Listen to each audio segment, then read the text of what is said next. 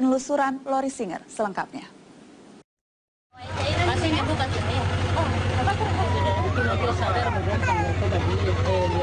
Suasana siang itu tak biasa bagi warga Sausapor, Kabupaten Tambrau, Papua Barat. Kiri ya? Kiri. Gadis kecil ini, Yulita, akan jalani operasi hernia di atas kapal. Jadi operasi di atas kapal itu kayak beda di atas darat gitu. Kalau di atas kapal dengan operasi yang sulit istilahnya, jadi tantangannya itu lebih kalau di atas kapal itu. Tantangan itu kan berhubungan dengan nyawa orang. Sampai saat ini persentase keberhasilan kita sih 100%. Kasus hernia Yulita hanyalah satu dari sekian banyak operasi yang dihadapi Chris dan dokter lainnya hari itu. Belasan operasi, besar maupun kecil. Akhirnya mereka selesaikan hingga pukul 2 pagi.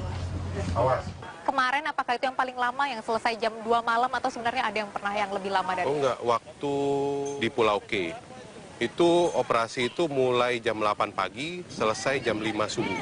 Dan besoknya lanjut lagi jam 8 pagi lagi. Itu untuk di Pulau K besar dan K kecil. Karena antusiasme warga sangat begitu besar terhadap kami. Saat itu menangani berapa operasi sampai selama itu? Total itu 51 kasus yang dikerjakan. Itu di Pulau K tersebut. Harus dihabiskan. Ya, Mas. Chris dan dokter-dokter ini menamakan diri mereka Dr. Share, yakni dokter yang melayani pasien di daerah-daerah terpencil dengan kapal sebagai tempat prakteknya. Inilah rumah sakit terapung yang dicetuskan ahli bedah jantung Lee Darmawan. Pelayanan untuk daerah-daerah terpencil, sebenarnya Anda harus memikirkan bagaimana perputaran pendanaan operasional perahu ini. Apakah di saat Anda berpikir untuk melakukannya sudah berpikir sampai ke sana?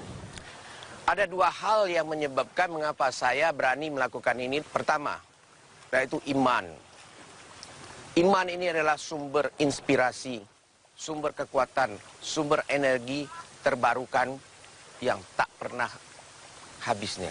Kesatu. Kedua, saya adalah orang Indonesia yang bangga akan keindonesiaan saya. Saya ingin bahwa saudara-saudara kita yang berada di daerah terpencil juga bisa mendapatkan pelayanan yang sama seperti yang kita bisa nikmati dan kita kecapi di Pulau Jawa.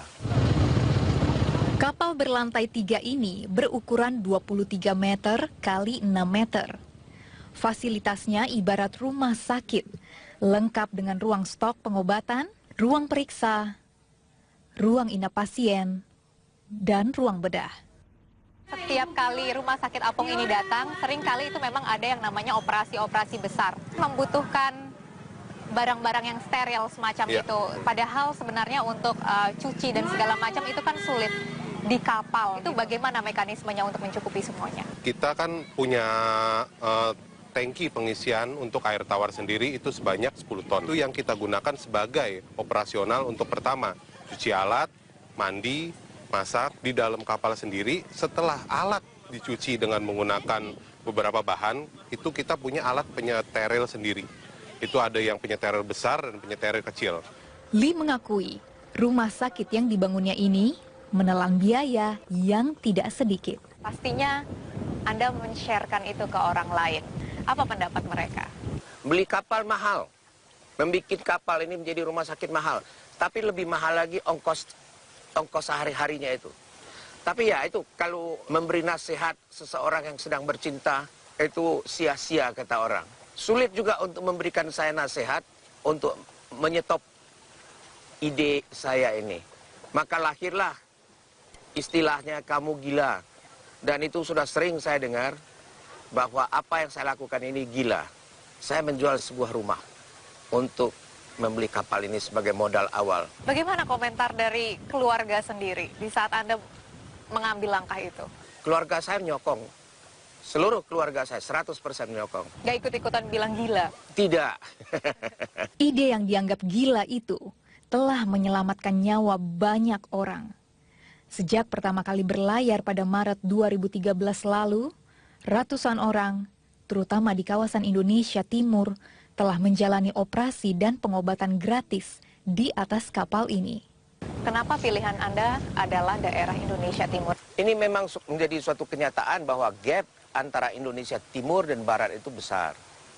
Infrastruktur, penghasilan, penyebaran dokter-dokter, penyebaran rumah sakit Indonesia Timur lebih tertinggal dibandingkan dengan di Indonesia Barat.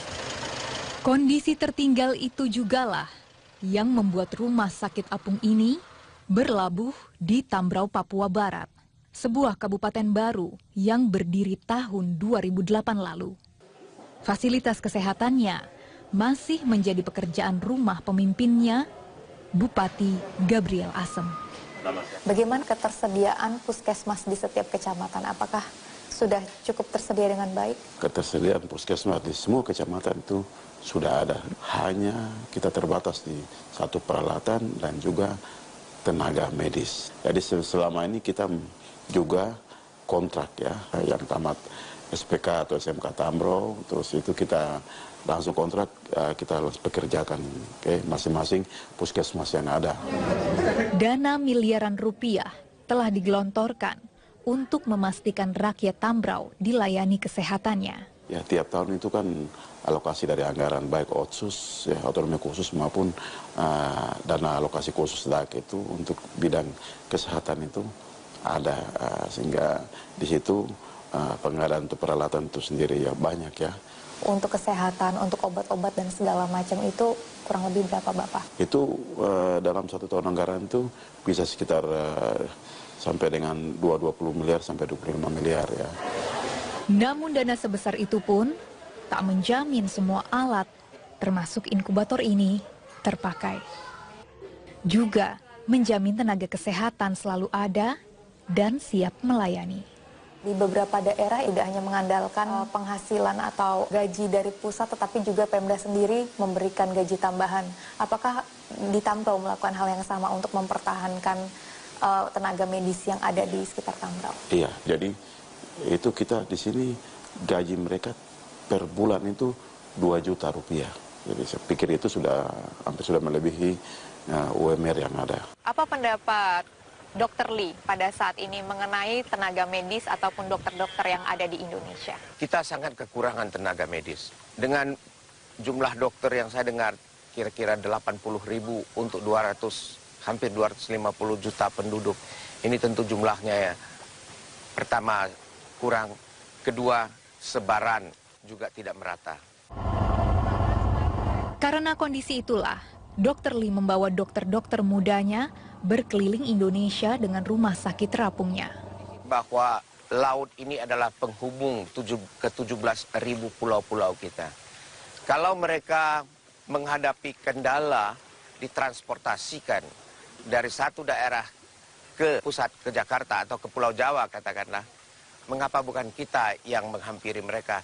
Toh Tuhan sudah menciptakan bagi kita sebuah laut yang menjadi penghubung antar satu pulau dengan pulau lainnya. Di rumah sakit terapung, pelayanan Dr. Lee dan tim dokternya juga alat kesehatan yang ada seakan menjawab doa warga yang hidup di daerah tertinggal, seperti Selfie yang anaknya berhasil untuk menghadapi operasi usus buntu. Ya, saya puji Tuhan karena dokter dari tempat yang jauh datang untuk mengobati anak. Sehingga saya lihat sudah ada perubahan. Kemarin waktu Welda mengeluh sakit perut, sudah sempat dibawa kemana saja sebelum ke Sorong? Tidak. Tidak pernah dibawa kemana-mana? Hanya minum ramuan saja. Bikin daun sendiri. Bikin daun sendiri. Dari ramuan apa itu? Hanya daun sambung nyawa. Untuk khusus sakit perut kah? Atau buat semua penyakit kah? Semua penyakit, tapi direbus dulu baru diminum. Mama sendiri tahu nggak artinya usus buntu itu apa? Saya belum tahu. Begitu pula Yulita. Dalam gendongan neneknya, gadis kecil ini telah pulang ke rumah pasca operasi hernia. Namun ibunya masih harus dirawat pasca operasi serupa. Sebelumnya dari keluarganya Mama ada yang pernah kena hernia atau tidak? Sehari-hari kerjanya Mama apa? Mama bikin kebun, ambil pisang, kelapa, bawa turun kapal ke Sorong. Oh, biasanya kalau Mama bawa kayak barang-barang dari kebun gitu, satu-satu kah atau pakai gerobak?